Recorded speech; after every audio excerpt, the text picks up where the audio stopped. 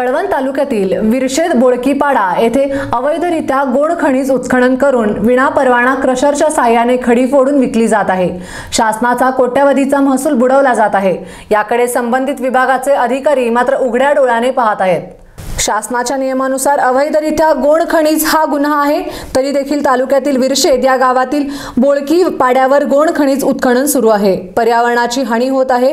हे गाव महाराष्ट्र गुजरात बॉर्डरच्या लगत असल्यामुळे या ठिकाणी कुठलाही अधिकारी जात नसल्यामुळे हाच फायदा संबंधित कॉन्ट्रॅक्टर घेत आहेत। गोड खनिज उत्खनन करणाऱ्या कॉन्ट्रॅक्टरवरती कारवाई केली जाईल का असा प्रश्न निर्माण झाला आहे।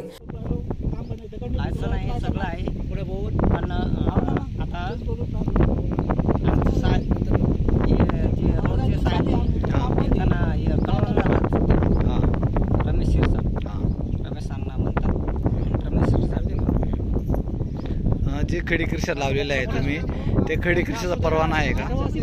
आहे ना, परवाना आहे का? खडी क्रशर लावण्याचा परवाना आहे का? काय नाव आपलं?